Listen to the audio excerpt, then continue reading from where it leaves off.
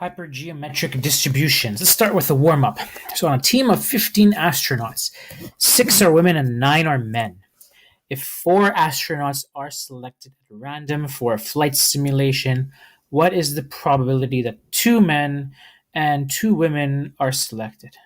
Okay, so what I'd like you to do is pause the video. Can you do this probability problem? Serves as a good review.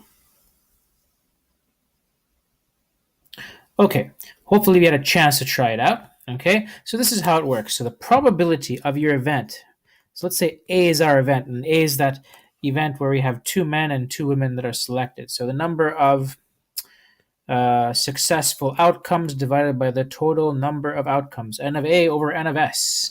Kind of a good reminder of what we've done in the past. Okay, so this is kind of one of those problems where you have to use combinations. Okay, so there's a no replacement here, right? So once you choose, you've chosen your astronauts. Okay, so we have here 6 women and 9 men. So we're interested in choosing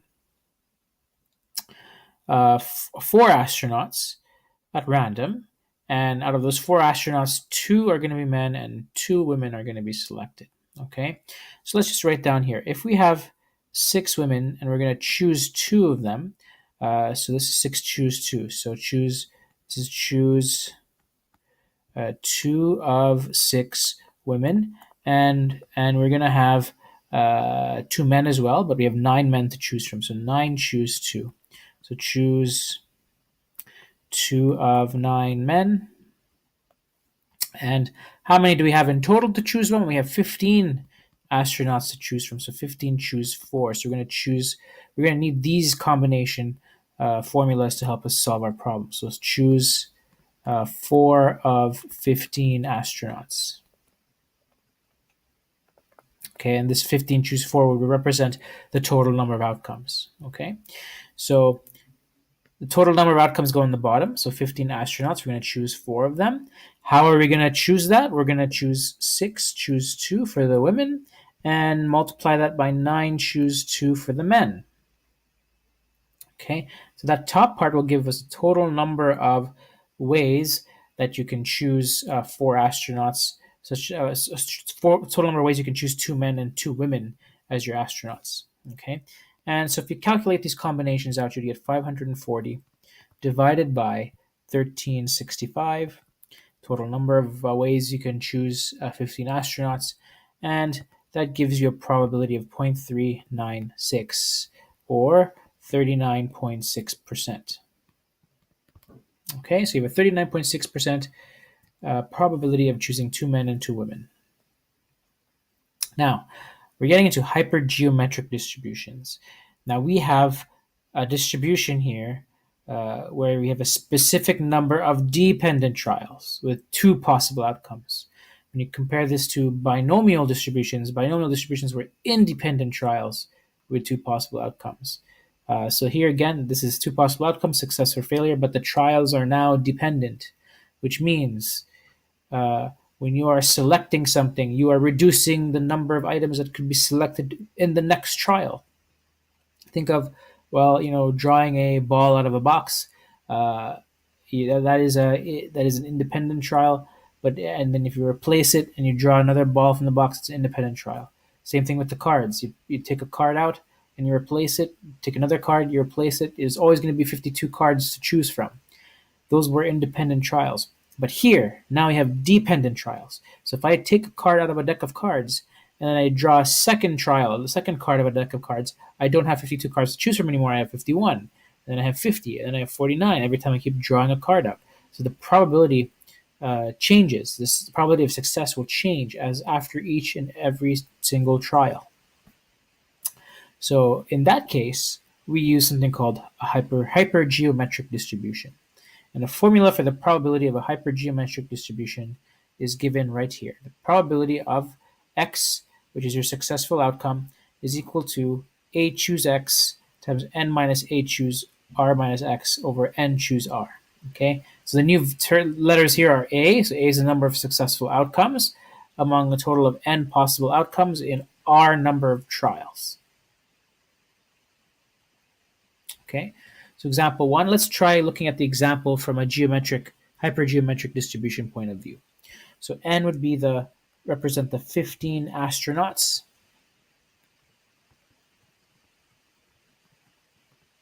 Okay, because we said n was the possible outcome, so we have 15 possible astronauts to choose from. A would be the number of successful outcomes. So we have 6 women to choose from.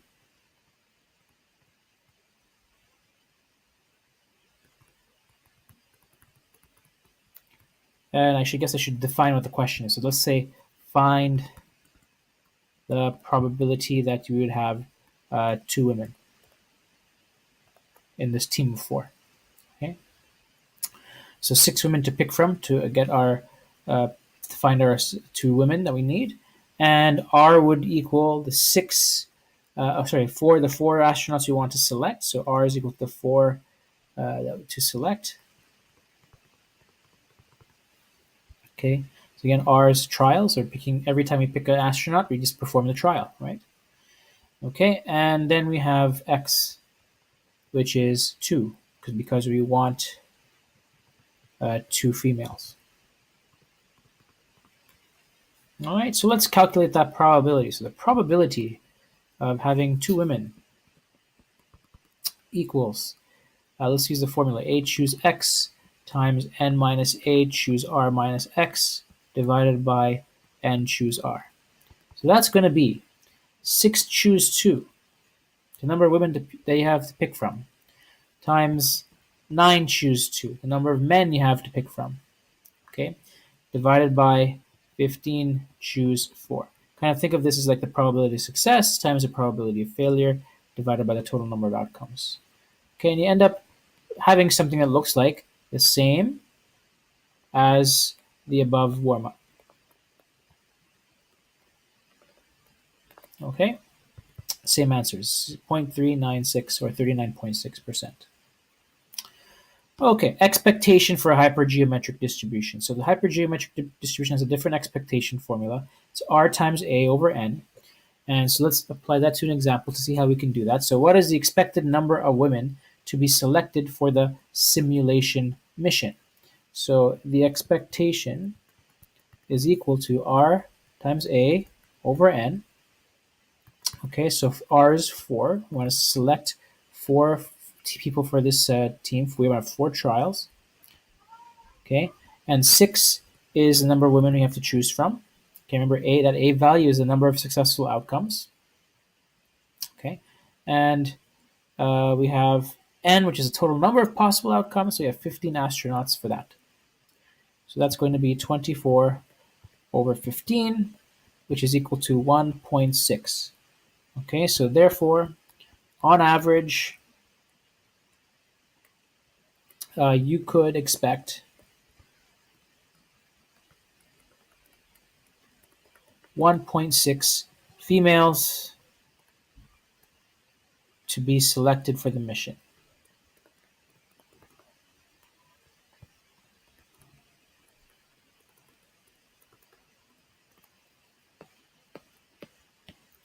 All right, example number 2.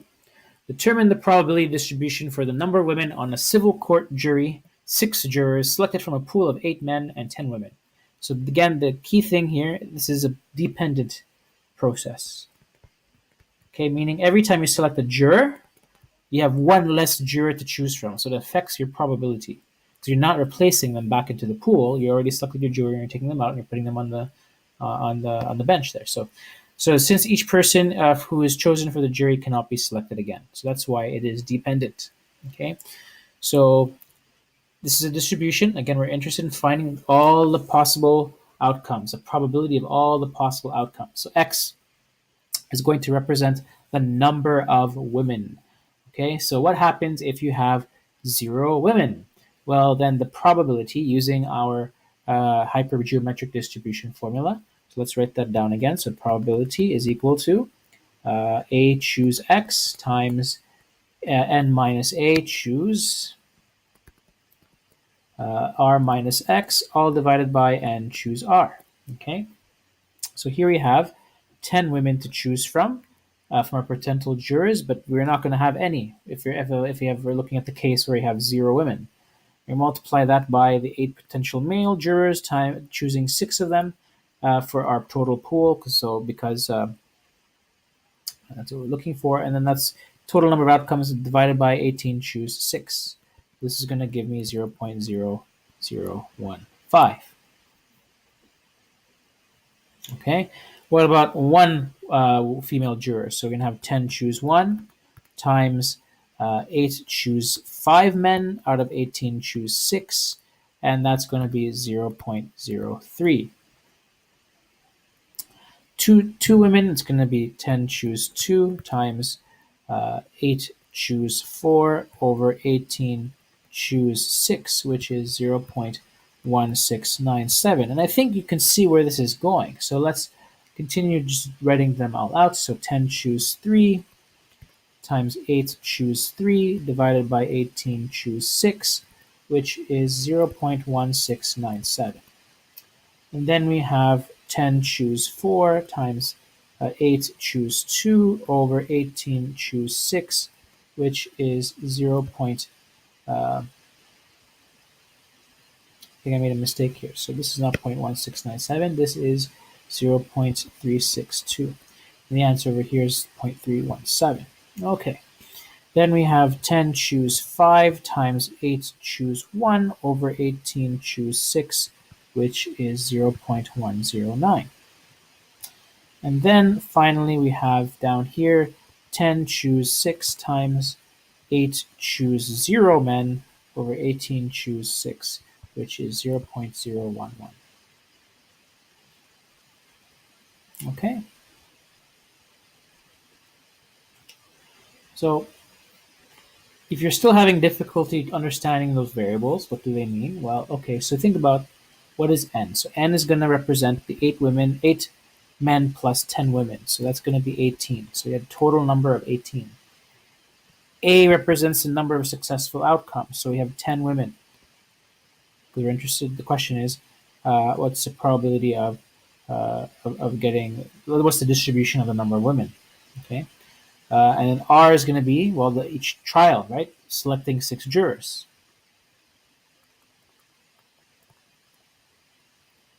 Okay, and then X is going to represent 0 to 6. The distribution from 0, selecting 0 to 6 women. Okay, so the number of women jurors has been calculated on their table to the left, and we're just going to plot these on a graph to create our distribution, a histogram. Okay, so it looks like it's going to look something like this. And 2 is going to be 0.16, so let's go up to here. And 3 is going to be up to 0.362, so it's going to be up here.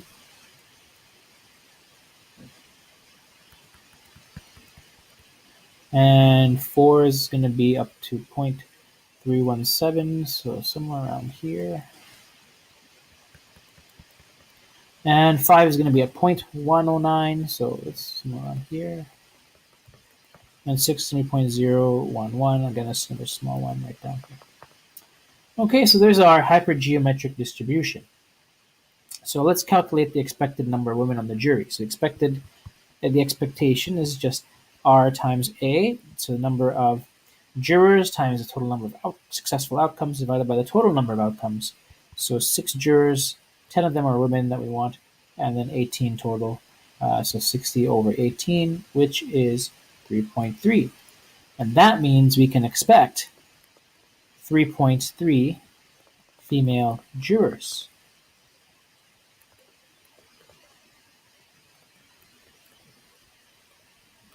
Okay, with 3.3 female jurors. Now, compare that to the graph. Let me make our distribution suggest, well, the highest probability is going to be 3. Okay, so our average is going to fall in that bar right there. So it makes sense that we get 3.3 female jurors. Okay, example 3. In the spring, the Ministry of the Environment caught and tagged 500 raccoons. Okay, and in the wilderness area. The raccoons were released after being vaccinated against rabies. To estimate the raccoon population in the area, the ministry caught 40 raccoons during the summer. Of these, 15 had tags. Determine whether this situation can be modeled with a hypergeometric distribution.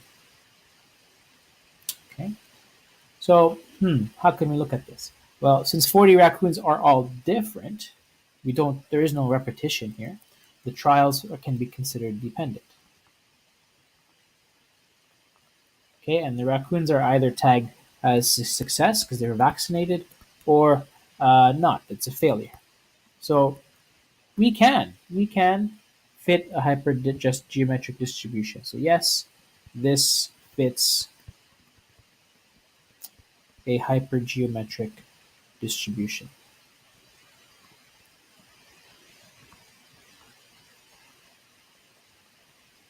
Okay, so part B, assuming that the number of tagged raccoons caught during the summer is equal to the expectation for the hypergeometric distribution, estimate the raccoon population in the wilderness area. Okay, so for this problem, let's look at number of successful outcomes. Well, 500. This 500 raccoons here would represent my A value. Okay, so these are ones that were released back and they were vaccinated. Okay, so to estimate the raccoon population area, ministry caught 40 raccoons. So we're going to do 40 trials. So R is going to be a number of trials here, and these 15 had tags. Let's treat this as our expected value, because we said the number of tagged raccoons caught during the summer is equal to the expectation. Okay, so the expectation is equal to 15. R, the number of trials, is equal to 40 if we caught 40 raccoons. The number of successful raccoons that are vaccinated is 400. So what's the total population in the wilderness area? So we're going to use the expectation formula to work backwards to find that total number of population. So R times A over N. And so 15 is equal to 40, my number of trials, times 500 successful outcomes, divided by N. So solve for N. If I do a little rearranging of the formula, I get 15 times N equals 40 times 500 is 20,000. And if I divide both sides by 15, I get an N value of 1,333.3. So the raccoon population, therefore, the raccoon population in the area is about 1,333.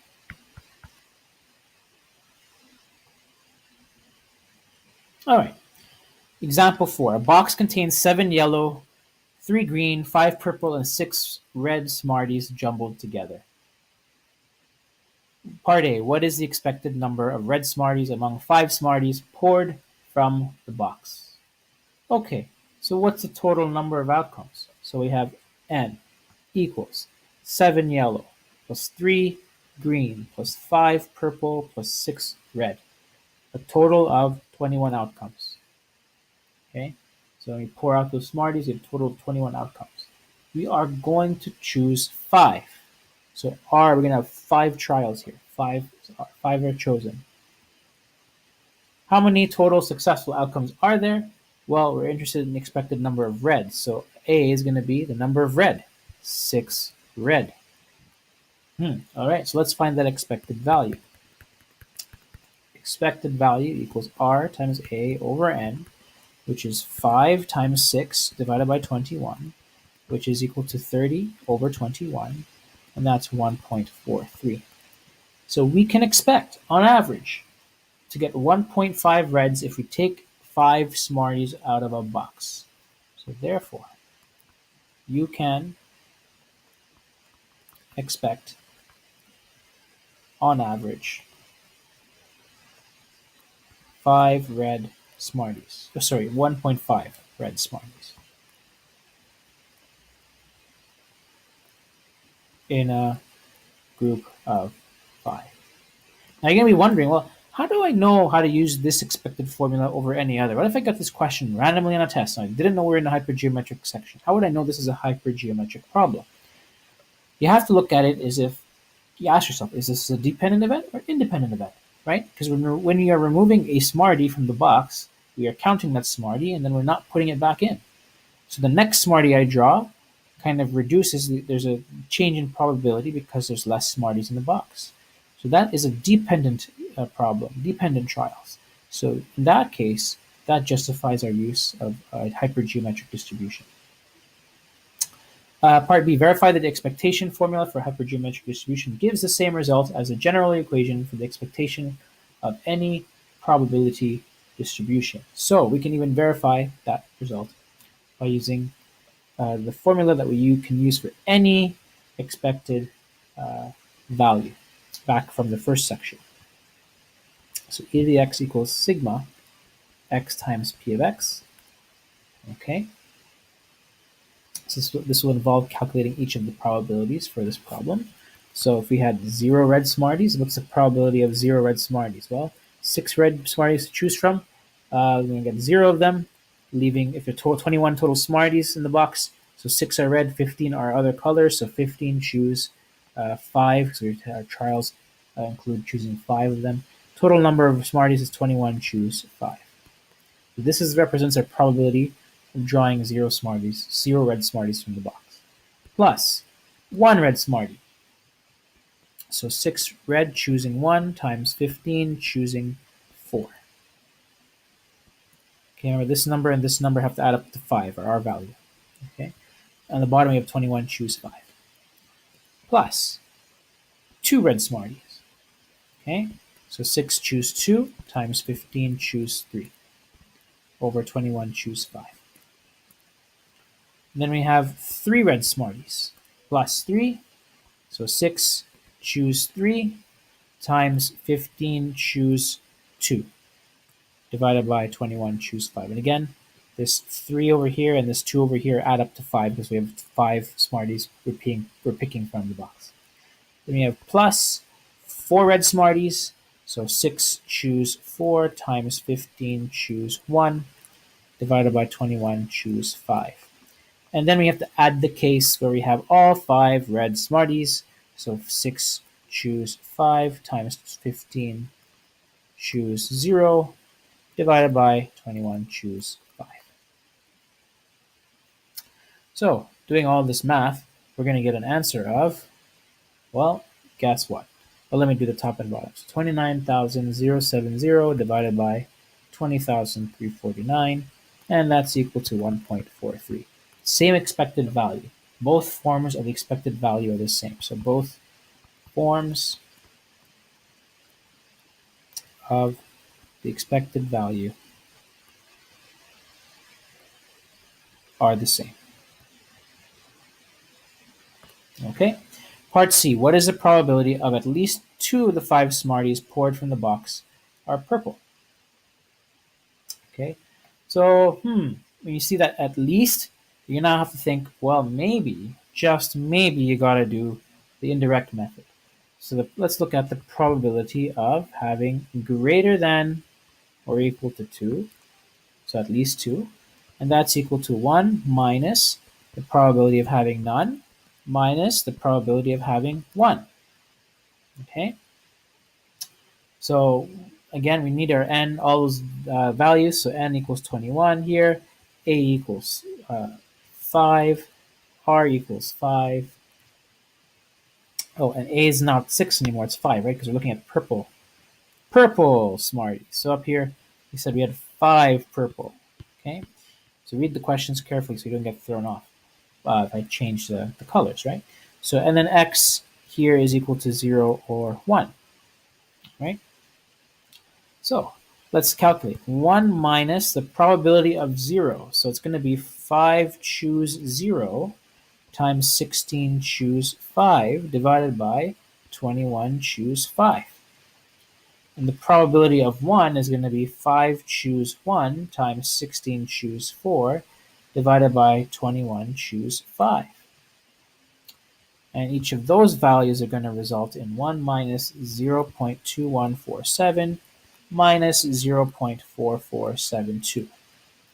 And that's going to be 0.3381, or 33.8% chance that you would have at least 2 of the 5 Smarties that you take out from the Smarties box to be purple. Okay, and that ends our lesson on hypergeometric distribution.